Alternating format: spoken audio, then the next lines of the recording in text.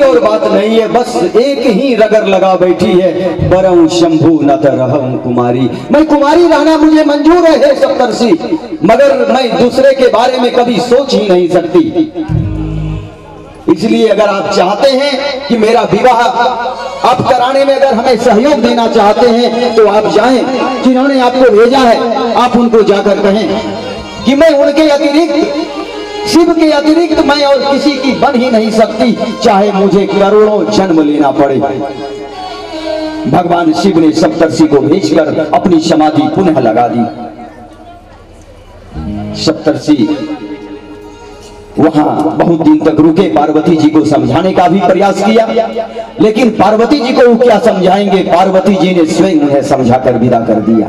क्या लगन था, कितनी निष्ठा थी, कितना प्रेम था, कितना समर्पण का भाव था, उस भाव के साथ पार्वती जी ने सप्तर्षि को विदा कर दिया। सप्तर्षि जब आए भगवान भोलेनाथ के पास तो इनको देखा यहाँ उनकी समाधि लगी हुई है। सप्तर्षि ने कहा कि भगवान भोलेनाथ की समाधि को भंग करना मेरे बस की बात नहीं है। हे देवर्षिगण, मैं नहीं जाऊंगा। समस्त संसार में खलबली पैदा हो गई कि जब तक आप कहेंगे नहीं, आपको भेजा था आप उन्हें जाकर बताएं कि वो तैयार हैं विवाह करने के लिए, लेकिन आप तो तैयार हो जाएं। उन्होंने कहा कि नहीं, मैं नहीं कहूंगा। तो कौन कहेगा? सब लोग ब्रह्मा जी के पास गए, ब्रह्मा जी से उन्होंने विनय किया।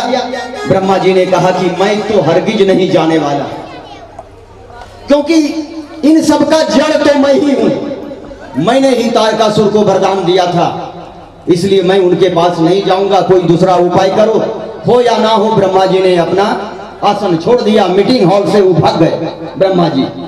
समस्त देवताओं ने एक सभा रखा, समस्त देवताओं ने मिलकर यह तय किया कि कामदेव को अब भेजना होगा। कामदेव ही एक ऐसा देव है जो भगवान की समाधि को तोड़ सकते हैं, तोड़वा सकते हैं। सब देवताओं ने कामदेव का आह्वान किया। कामदेव जी आए और कामदेव को कहा कि कामदेव जी, आपको भगवान शिव की समाधि से आपको जगाना है। कामदेव ने कहा कि और कोई नहीं मिला, आप लोगों का जी अगर मुझसे उब चुका है तो बोलिए, मैं अभी प्राण दे देता हूं। लेकिन शिव को समाधि से जगाना यह कोई साधारण बात है क्या? मैं नहीं जगा सकता। लेकिन समस्त देवतागण उनके पैर पर गिर पड़े, गिड़गिड़ाने लगे कि कामदेव जी, आप देवता हैं और देवताओं का जन्म सृष्टि की सुरक्षा के लिए होता है, इसलिए आपको यह कार्य करने में आपको हिचकना नहीं चाहिए। और इंद्र भगवान, इंद्र जी तो काम निकलवाने में बड़े अच्छे कलाकार हैं। इंद्र जी ने समझाया कि हे कामदेव जी, आप युगों युगों तक चर्चित रहेंगे, इसलिए आप जाएं और अपने प्रभाव से भगवान की समाधि को भंग करवाएं। कामदेव समझ लिया कि अब हमारी मृत्यु निश्चित है। कामदेव जी गए और भगवान जब यहां से चले कामदेव तो अपने समस्त सेनाओं को लेकर चला। उनके साथ अप्सराएं चली, रंभा, उर्मिला, न जाने और कितनी देवंगनाओं को लेकर कामदेव जी चले। और शीतल मंद सुगंधित हवाएं, न जाने ऐसे ऐसे उन्होंने तंत्र का प्रयोग किया कि समस्त सृष्टि को अपने काम में वशीभूत कर लिया। कामदेव जी ने जो जहां पड़ा था वहीं खड़ा रह गया कामदेव के उस प्रभाव से। लेकिन भगवान भोलेनाथ पर कोई प्रभाव नहीं पड़ा, एक जरा भी प्रभाव नहीं पड़ा, क्योंकि वो समाधि में लीन थे। और जो राम की रट लगाया करते हैं, जो राम नाम का जाप किया करते हैं, दुनिया का कोई भी प्रभाव उसमें समा नहीं सकता, दुनिया का कोई भी प्रभाव उसको डिगा नहीं सकता, क्योंकि वो राम का जाप कर रहे थे। ये है राम में शक्ति। अगर आप राम राम राम का जाप कर रहे हैं तो दुनिया की कोई भी तकलीफ आपको डिगा नहीं सकती, कामदेव भी आपका कुछ नहीं बिगाड़ सकती। यह प्रमाण है, यह कथा यह सिखाती है। भगवान भोलेनाथ राम राम राम का जाप कर रहे थे, अंतर ध्यान थे।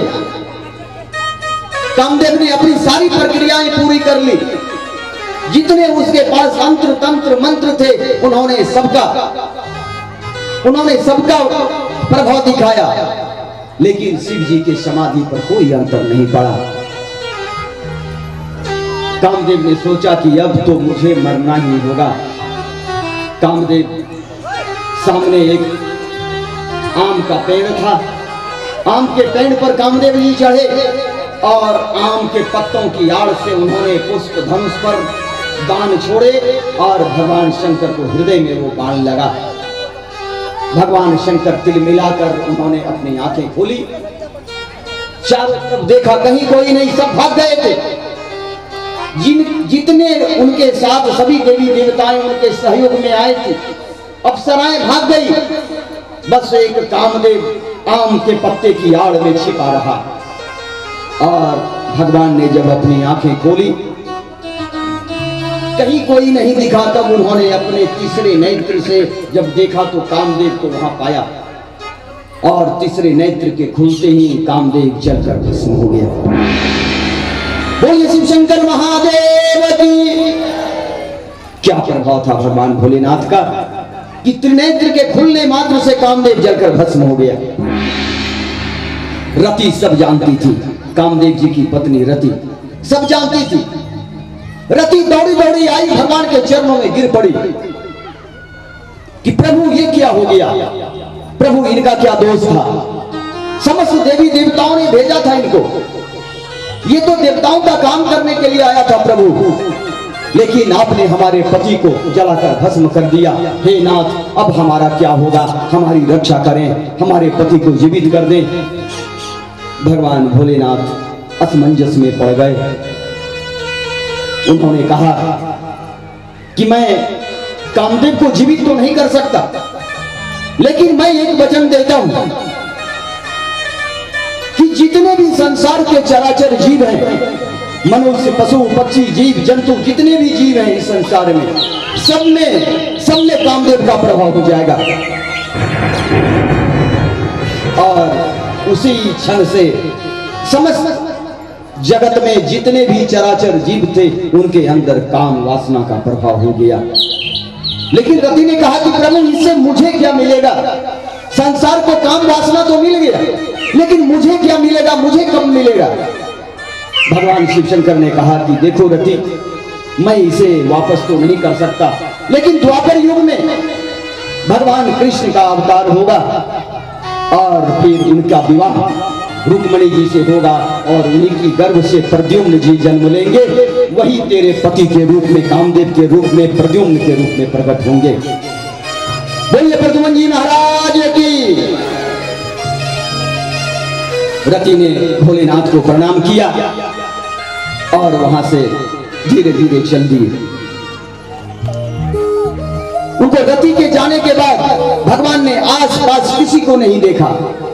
उनको लगा कि शायद कोई बात नहीं, फिर हम अपनी समाधि लगा लेते हैं।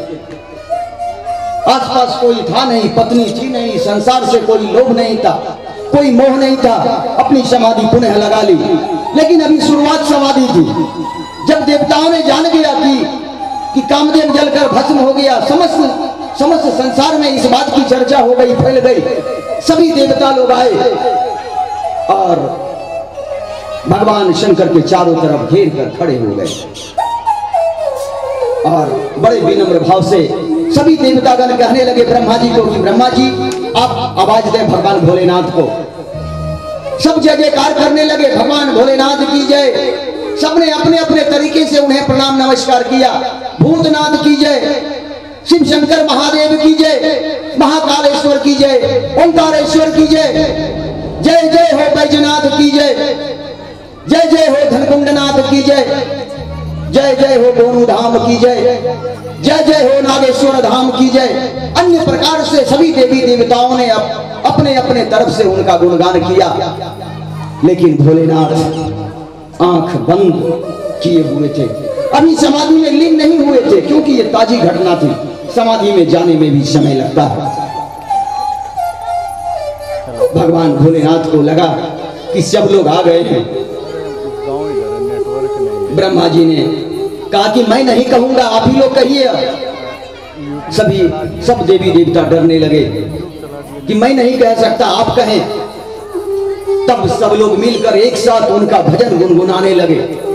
हर हर शंभो शंभो शंभो हर हर हर हर। सभी तालियों के साथ सब लोग आए, भगवान भोलेनाथ को समाधि से निकाले और जोरदार अपने भजनों के साथ उनको जगाने का प्रयास करें। वो जगेंगे तो ही उनका विवाह होगा, ध्यान दें। इसलिए उनको समाधि से जगाना हमारा काम है। उनको जगाकर इस पावन धरा पर उनको लाना होगा और उनको जगाने में आपकी भूमिका अहम होनी चाहिए। उन्हें जगाएं। बड़े हरि हरि शंभो शंभो शिव महादेवा शंभो शंभो शिव महादेवा शंभो शंभो शिव महादेवा शंभो शंभो शिव महादेवा। सदा वसंतम उदारी भगव भगवती सतम सदा भगव भगवती सतम हर हर शंभो शंभो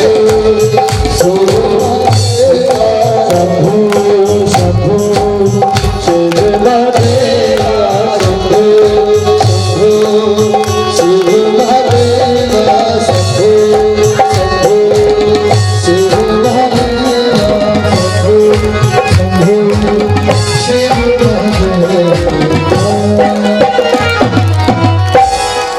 बोले शंकर भगवान की जय। उन्होंने देखा कि अब चारों तरफ से जय जयकार होने लगी। अब अपने भक्तों को ज्यादा इंतजार करवाना अच्छी बात नहीं। भगवान भोलेनाथ ज्यादा इंतजार नहीं करवाते, लेकिन अगर उनके मन में, उनके हृदय में अगर आप अपनी बात को पहुंचा सकें, उतना ही देर लगता है भगवान भोलेनाथ के दरबार में।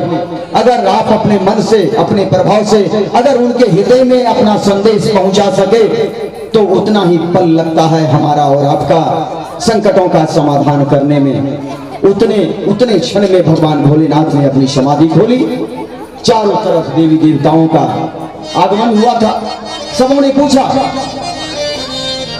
ब्रह्मा जी ने कहा, ब्रह्मा जी से पूछा शिव जी ने कि ब्रह्मा जी क्या बात है, चारों तरफ भीड़ लगी हुई है। तो ब्रह्मा जी ने बड़ी आरजू पूर्वक, बड़ी विनती पूर्वक कहा कि हे प्रभु, ये समस्त लोग आपके विवाह, आपका विवाह देखना चाहते हैं। ये जितने लोग आए हैं यहाँ, जितने देवी देवताओं का आगमन हुआ है, ये आपका विवाह देखने आए हैं भोलेनाथ। इसलिए आप जगे और इस संसार को आप दिखाएं। आज आपके विवाह का महोत्सव का वो पावन दिन है। इसलिए शंभुनाथ आप जगें और हम सभी आपके विवाह के लिए उसकी सारी तैयारी हम लोग करेंगे। भोलेनाथ ने कहा कि भाई, मैं तैयारी क्या करूंगा? आप लोगों के पास तो विमान है, आप लोगों के पास धन दौलत संपत्ति का अपरंपार भंडार है, लेकिन मेरे पास क्या है? ठीक है, अगर आप लोग ऐसा कहते हैं तो मैं विवाह के लिए तैयार हूं। लेकिन मैंने जो सप्तर्षि को भेजा है, अभी तक सप्तर्षि जी आए नहीं है। सप्तर्षि जी डर से अभी नहीं आए कि मैं तो बाद में जाऊंगा भाई, मैं पहले जाऊंगा तो मैं ही फेर में पड़ जाऊंगा। ठीक है, अगर सप्तर्षि जी आ जाएंगे तो ही मैं कुछ विचार करूंगा। सब लोग चले गए कि अब तो भगवान ने विवाह के लिए हाँ कह दिया है। सब लोग अपना अपना वाहन सजाने लगे। इंद्र जी ने अपने ऐरावत हाथी को सजाया, भगवान विष्णु ने गरुड़ जी को सजाया। तरह तरह के देवी देवता जिनके जैसे विमान थे, सब अपने अपने विमानों को सजाने लगे।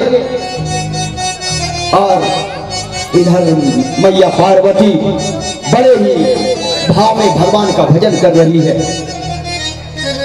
और ढूंढ रही है। पार्वती जी रो रही है, गा रही है। पार्वती जी तो बस उनके जीवा पर एक ही बात है, कितना रोई पार्वती शिवनाथ के लिए। रो रही है पार्वती जी। उनके जिह्वा पर शिव के अलावा कोई शब्द ही नहीं है कि हे शंभु, हे रघुनाथ जी, अब कितनी परीक्षा लोगे आप हमारी। अब तो आप मुझ पर दया करो।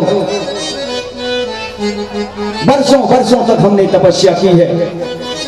पार्वती जी आज रो रही हैं अपने शंभुनाथ को पाने के लिए, तड़प रही है, व्याकुल है। बड़े भाव से 2 मिनट हम लोग उनका भी गुणगान करें, पार्वती जी की भी महिमा को हम लोग गाएं। बोलिए शंकर भगवान की जय हो। बाके बिहारी की ओ कितना रोई पार्वती है, और कितना रोई पार्वती शिवनाथ के लिए।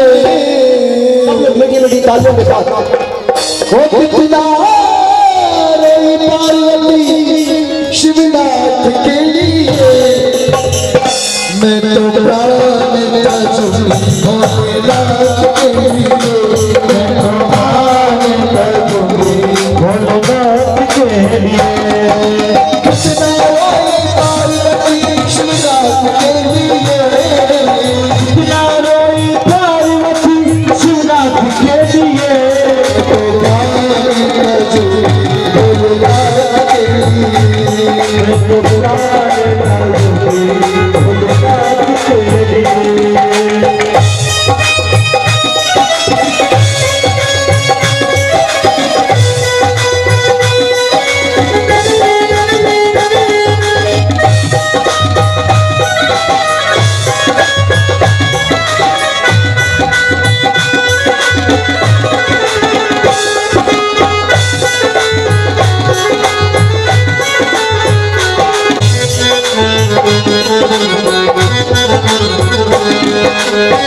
जब से हाजर मिल गया था शिव को था अपना माना, जब से जन्म लिया था शिव को था अपना माना। शिव का ही वर्ण करूंगी मन में था ये भी खाना, शिव का ही वर्ण करूंगी मन में था ये भी खाना, शिव का ही वर्ण करूंगी मन में था ये भी खाना, शिव का ही वर्ण करूंगी मन में था ये भी खाना। मैं कुछ भी करूंगी भोलेनाथ के लिए, मैं कुछ भी करूंगी भोलेनाथ के लिए।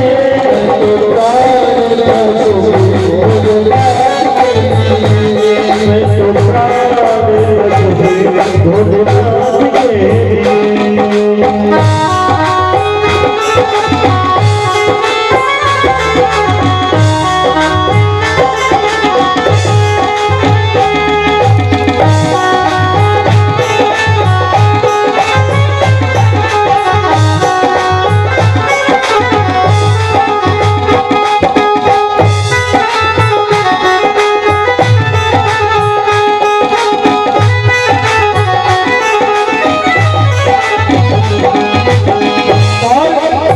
पार्वती मैया को हिमाचल महाराज समझाते हैं, बेटी वो तो पहाड़ों में रहता है, ना रहने का ठिकाना है, ना कुछ खाने का साधन है, और वहाँ अगर शादी कराएगी तो बड़ा दुख पाएगी। हिमाचल महाराज कहते हैं वो तो बड़ है योगी है, हिमाचल ने समझाया, वो तो बड़ है योगी है, हिमाचल ने समझाया। बड़ा ही दुख सहेगी मेरा बात बतलाया, बड़ा ही दुख सहेगी मेरा बात बतलाया, बड़ा ही दुख सहेगी मेरा बात बतलाया, बड़ा ही दुख सहेगी मेरा बात बतलाया। एक न मानी फिर भी शिव के हाथ के लिए, एक न मानी फिर भी वो हाथ के लिए।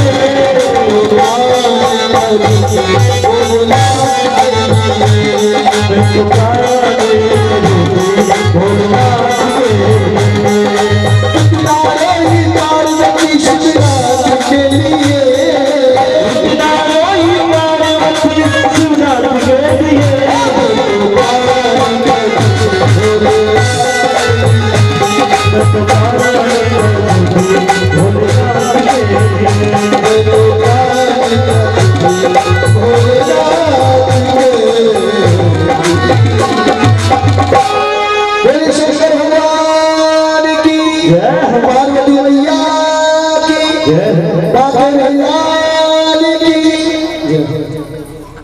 पार्वती जी बड़े श्रद्धा भाव से भगवान को याद करती हुई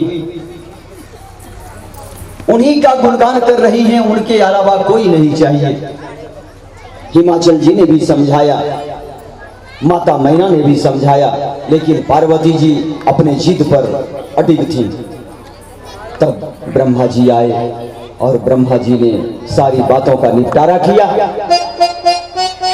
ब्रह्मा जी ने कहा कि भगवान भोलेनाथ अब तैयार हो चुके हैं हिमाचल जी, अब आप विवाह की तैयारी करें। श्री हरि नारायण विष्णु भगवान ने इंद्र को यह जिम्मेदारी दी कि इंद्र दोनों घर का खर्चा तुम चलाओगे। इंद्र ने कहा कि प्रभु जैसी आपकी आज्ञा, हम सारी व्यवस्थाओं को देख लेंगे। जितने भी बारात आएंगे हिमाचल के घर में कभी किसी प्रकार की कोई दिक्कत नहीं होने देंगे। पूरा हिमाचल सज कर तैयार हो गया। प्रभु की लीला थी। प्रकृति की सौंदर्यता देखकर ऐसा लग रहा था मानो प्रकृति के सौंदर्य से पूरा हिमाचल नगर सज गया। जहां जहां हरी हरी झाड़ियां, सुंदर सुंदर पुष्प, सुंदर सुंदर फल, जितने भी हिमाचल राज्य में पर्वत थे सबके शिखरों पर अलग अलग प्रकार की मनियां, रत्न जड़ी सब चकाचौंध हो गए। पार्वती जी खुश हुई, खुश होकर अपने घर आई कि अब तो हमारा विवाह निश्चित है। पार्वती जी के हृदय में अति आनंद हुआ। समाधि से उठकर अपने घर आंगन आई। ब्रह्मा जी ने लगन पत्रिका बनाई और सब लोग सजने धजने लगे। इंद्र भी सजे, अनेक देवी देवता अपने अपने वाहनों को सजाने लगे, सुंदर सुंदर वस्त्र पहनने लगे, सुंदर राजमुकुट सजाने लगे। लेकिन भगवान भोलेनाथ के पास कोई नहीं आया। भगवान श्री हरि नारायण विष्णु भगवान ने उन्होंने अपना गरुड़ भेजा कि आखिर भगवान आएंगे कैसे, भाई दुल्हा है, आखिर दुल्हा कैसे आएंगे। तो चलो जाओ जी, गरुड़ वाहन को भेजा कि जाओ भगवान भोलेनाथ के पास, आज उनको अपने पर सवार करके ले आना। गरुड़ विमान को आते देख जितने उनके गण थे सब रोने लगे। गणों ने कहा कि प्रभु ये आपने क्या किया, हम तो सर्पों के साथ भी आपके साथ लगे रहते हैं और ये गरुड़ तो हमें खा लेगा। सर्प रोने लगे, उनके आंखों से अश्रुधारा बहने लगी। भगवान भोलेनाथ समझ गए। उन्होंने कहा कि ए गरुड़ तुम चले जाओ, हमें नहीं चाहिए तेरी, हमें तेरे सिंहासन पर नहीं बैठना है। अगर तेरे सिंहासन पर हम बैठेंगे तो हमारे प्रभु श्री रघुनाथ जी कहां बैठेंगे। जाओ जाओ, चले जाओ भगवान के पास, ये हमारे काम की कोई चीज नहीं है। क्योंकि जो लोग मेरे साथ रहते हैं अगर उनका अपमान हो जाए, अगर वो कष्ट में पड़ जाए तो हमें नहीं चाहिए ऐसी सिद्धि। जो लोग मेरे साथ रहते हैं, जिस गांव में हम रहते हैं, जिस समाज में हम रहते हैं, उस समाज की प्रसिद्धि को देखना हमारा कर्तव्य है। ये भगवान भोलेनाथ ने वो परिचय दिया। इस बात से यह संदेश जाता है कि हम समस्त नगर समाज के लोग एक हैं। अगर समाज पर कोई विपत्ति आती है तो हम सब लोग मिलजुल कर उसका सामना करेंगे, आपस में बैठकर उसका निदान निकालेंगे, उसका निपटारा निकालेंगे। लेकिन हमें दूसरों की ताकत नहीं लेनी। हमारे साथ जो बैठे हैं उसको तोड़ने के लिए हम दूसरों का सहारा नहीं लेंगे। अगर हमारा कष्ट है, हमारे घर में, हमारे परिवार में दिक्कत है तो मिलजुल कर हम उसका निदान निकालेंगे। ये कथा वो सिखाती है। गरुड़ विमान को भगवान शिव ने वापस कर दिया, चले गए। सबको लगा कि जब हमारा विमान भेज दिया तो शायद वो अपना व्यवस्था कर रहे होंगे। सब अपना अपना सज रहे थे। ब्रह्मा जी ने तारीख मुकर्रर किया।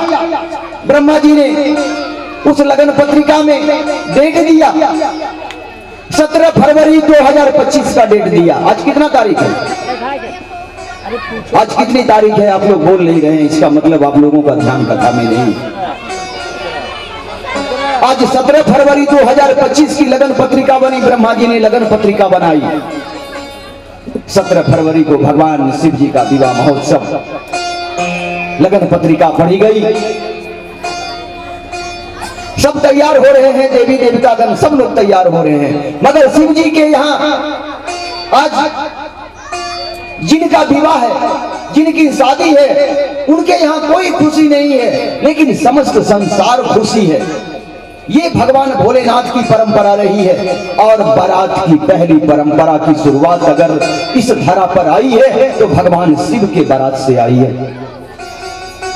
और आज हम अपने बेटों का विवाह करते हैं, हमारे घर अगर बेटियों की बारात आती है तो ये प्रथा वहीं से चली आ रही है, भगवान शंकर का विवाह और माता पार्वती के विवाह से।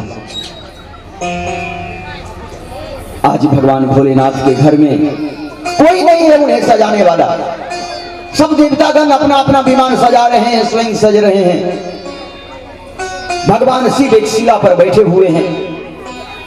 जब गणों ने देखा तो उनको लगा कि हमारे यहाँ कोई नहीं।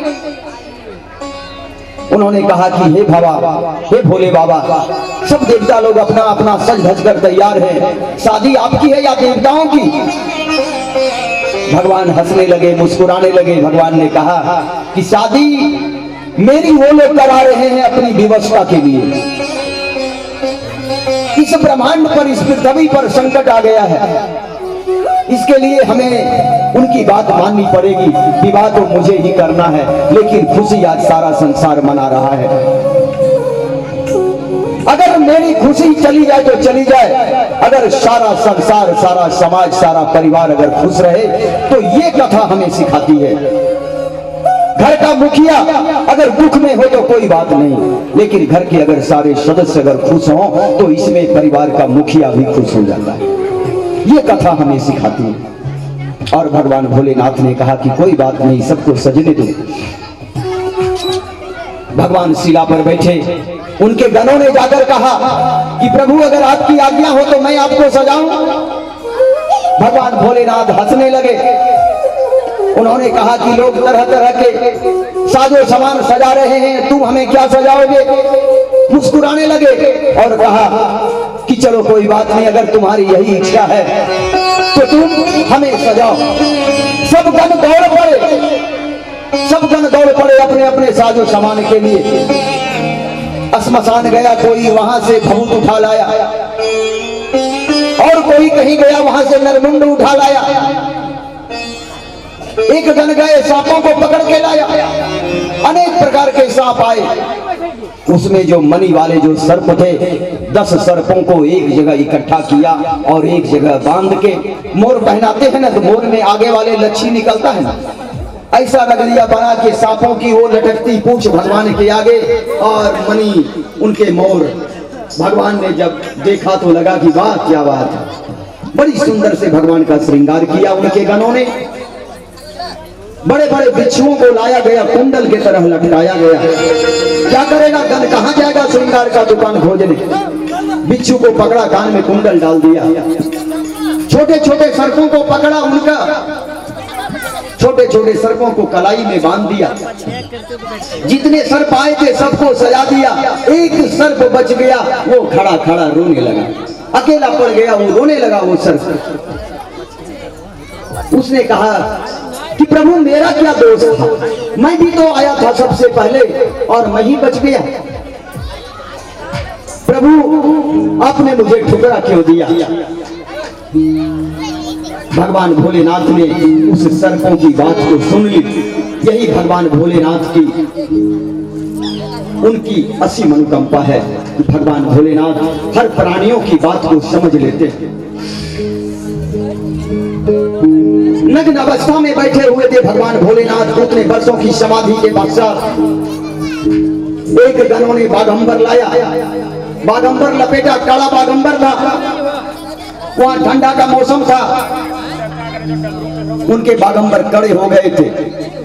अब वो लपेटता किससे? तो गणों ने जाकर उस सर्प को कहा कि देखो मैं तेरे ऊपर सबसे बड़ी जिम्मेदारी डाल रहा हूं।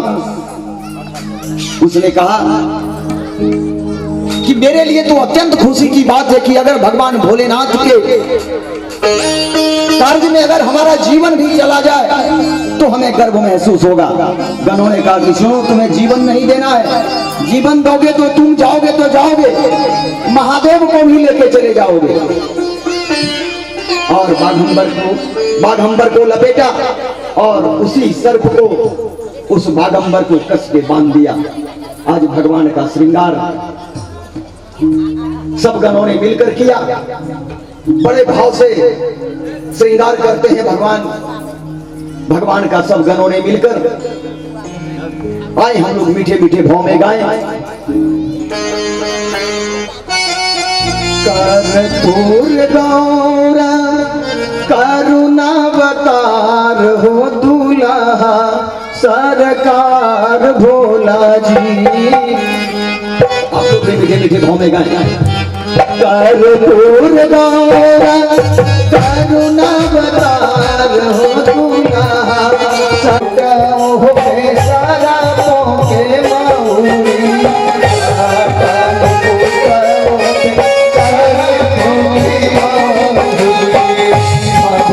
रमाए भोला रोसे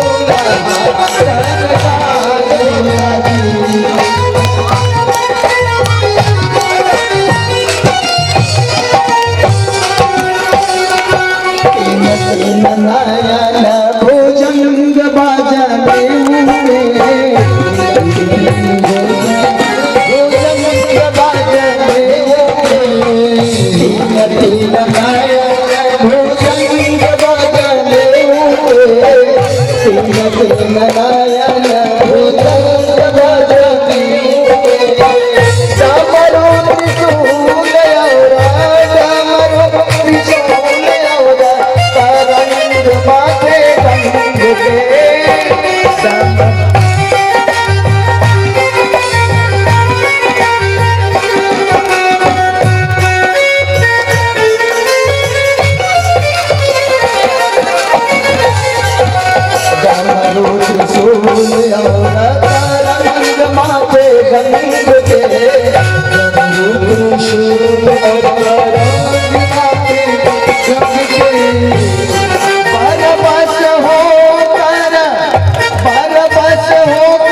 पल पर सवार हो दूल्हा सरकार भोला जी।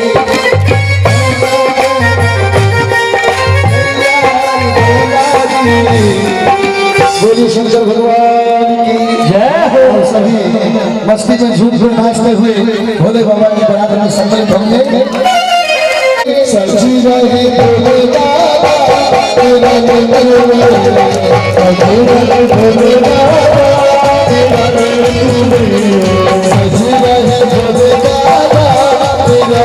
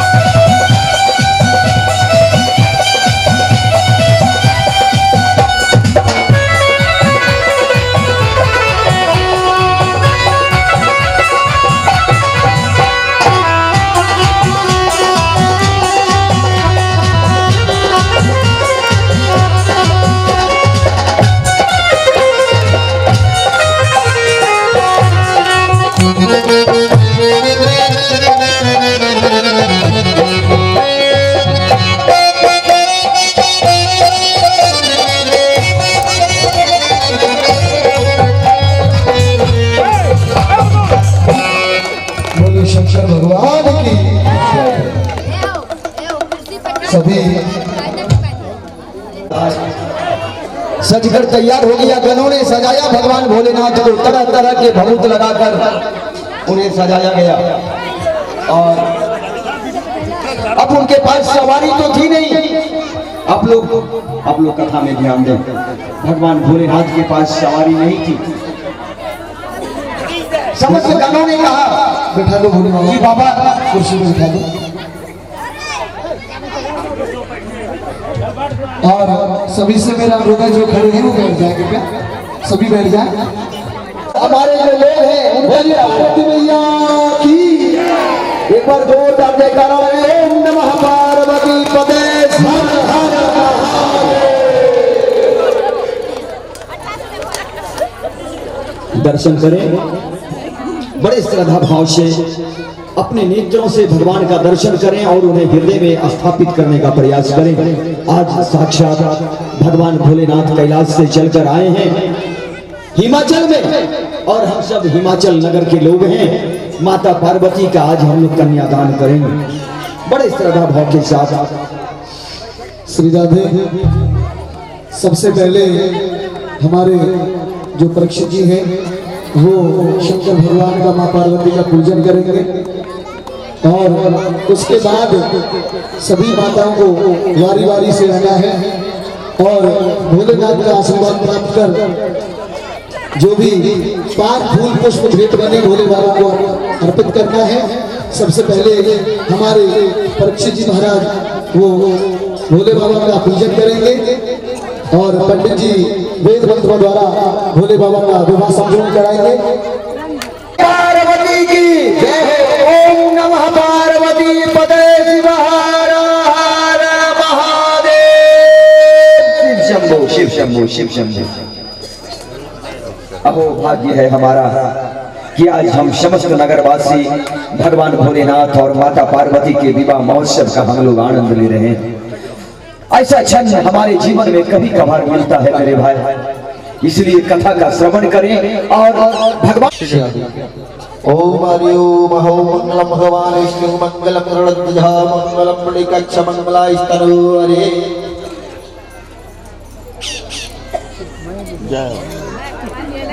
ओम हरि ओम अहो कृष्णाय वासुदेवाय हरे परमात्मने कृष्ण शास्त्री गोविंदाय नमो नमः। कन्यादान का संकल्प करेंगे। तो उठाया और पूछा क्या बात हो गई। भगवान भोलेनाथ मुस्कुराने लगे। उन्होंने कहा कि माता गिरी नहीं है। उन्होंने सब चीज फेंक दिया और की थाली फेंक दी। भोलेनाथ उन्होंने कहा कि वो आरती दिखाने आई थी। जब नाम नहीं अपना नाम उच्चारण करेंगे। नाम नहीं गोत्र अपना गोत्र उच्चारण करेंगे। श्री दत्तगुरुं प्रदते नमः। कड़ी को लगाओ पहले हाथ में यो तो इसको इधर से लगाओ इधर लगाओ ये हाँ हाँ बिल्कुल चरण स्पर्श करेंगे। आशीर्वाद दो इनको। हाँ जी हमारे परीक्षित जी महाराज जी ने 151 रुपए से गोरा पार्वती का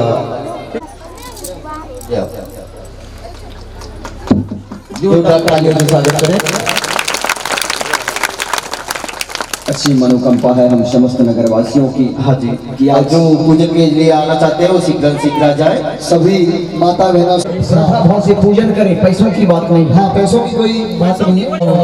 अपने स्थान पर बैठते जाए और ये बच्चे बैठ जाए। डर लग रहा है क्या?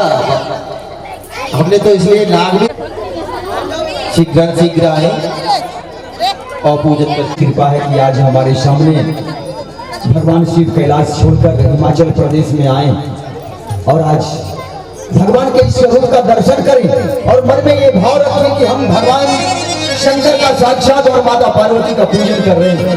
ऐसी भाव के साथ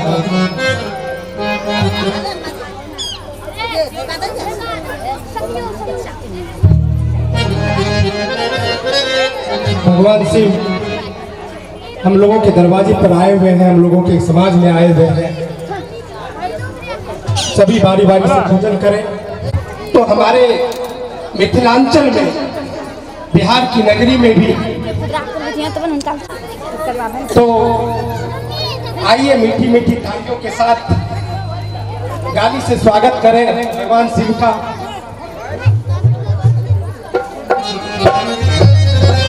भोला बराती में मोटर लगा भोला के दुल्हा गौरे सरकार कारी न मिले तपस्या सवार गौरा के दुल्हा एकदम बेकारा गौरा के दुल्हा गौरा के दुल्हा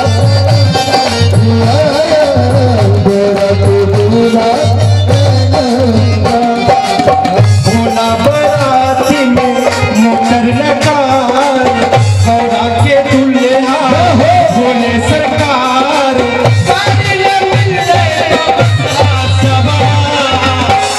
गौरा के दुल्हा गौरा के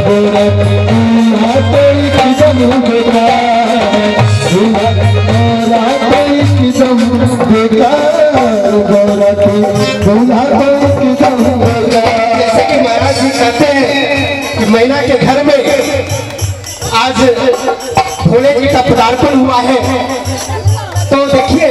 तरह क्या है? और सब दुल्हा तो पाउडर लगावे, और सब दुल्हा तो पाउडर लगावे, और सब दुल्हा तो पाउडर लगावे। अच्छा खासा सेंट से धमकावे, अच्छा खासा सेंट से धमकावे।